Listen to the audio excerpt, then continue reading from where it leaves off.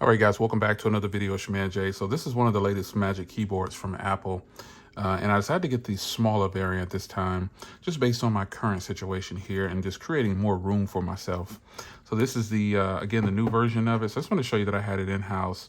And I'll show you my current keyboard. Right after I shot my video on the MacBook Pro 14, I say, I think I want to upgrade my keyboard. And I ended up heading over and they were in stock. So I headed over and grabbed it and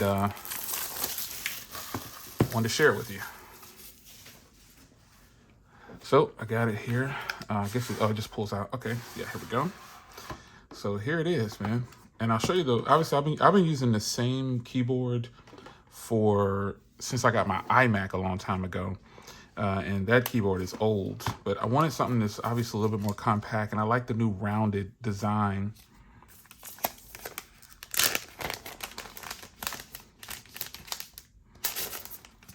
So here is the keyboard itself. Again, it's that rounded design. The other smaller one that would have come with the iMac that I bought, the 2017 iMac a while back, years ago, I upgraded that one and didn't take it because I felt it was going to be too small. But obviously now I feel a little bit different because they've got a new version of it, and I think it's going to be really nice and compact here for my area. It's pretty much, this is Apple.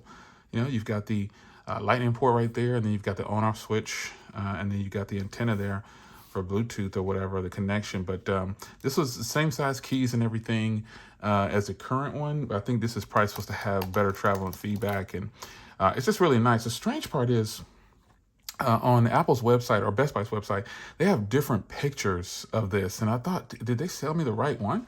But nonetheless, this is it because this is the latest one here. I can tell because it's got the roundness on it. So other than that, you get the instructions, obviously, that nobody's going to read. And then something that surprised me just now is you get a Type-C and you get the braided cable. I didn't know these new ones came with a braided cable. So that's pretty cool. I don't need this, but I think it's pretty nice because I have other Type-C cables. But let me show you my current keyboard that I've been using. This will all go into storage because I have a giant storage full of boxes. So we'll go ahead and put that aside. But here is the keyboard that I upgraded to with my iMac years ago. And then I also have the Magic Trackpad. So I was gonna get the new Magic Trackpad, but I just didn't see the need to because that one still works flawlessly. But you can see the difference here. I'm pretty much just taking all that off, and in this area, I was gonna get the one with Touch ID, but it wasn't in stock. So I didn't want to wait because of the holidays. But this is the difference here. This is what I'm looking at. I still pretty much get a nice keyboard, a full-size keyboard. I have the newer control layout. Obviously, it's a little bit, some things are different. Looks like, let me see, is there anything different? Yeah, you got a mic button here for Siri, and it's got a night mode here, and you got your pause and play the same. And then you've got a lock key here. That's different because if you get the one with the Touch ID, it has a Touch ID right here. And I have Touch ID on the 14-inch MacBook Pro because when I'm using this in desk mode, I don't type on the MacBook Pro itself. I use this keyboard. And so now I've got a little bit more space on my desk as well in combination with this. As you can see here, why I wanted to go with a smaller one this time. I just think it's a better look, so, and I get more space, and I don't really use this that much. And so having the redundancy of the keypad up here with the numbers, that's fine. I can deal with that, but I'm pretty happy to finally get my new keyboard in here. And I was able to just walk into the store and buy this, believe it or not. I can't believe it.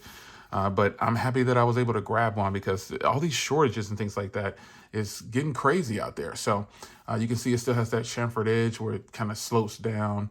And it's just a good look, man. If I go all in with something, I go all in. And I've been a Mac user for some years now. And I just think it's really nice. So again, when you look at the keyboard layout here, you've got the world, the globe button down here on the function key. It's just a few things that are different. You can see some different layouts here. Yeah, from the old one that I have right here. Yeah, it's a lot older. It still works, but I'm having trouble with the X key. And I was like, you know what? Go ahead and upgrade anyway. You might as well. So here it is, man. The new keyboard is in.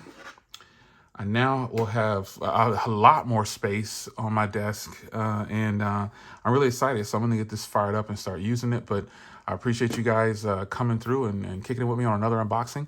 And I'll see you in the next one. If you were thinking about getting this, it costs $100 from Apple.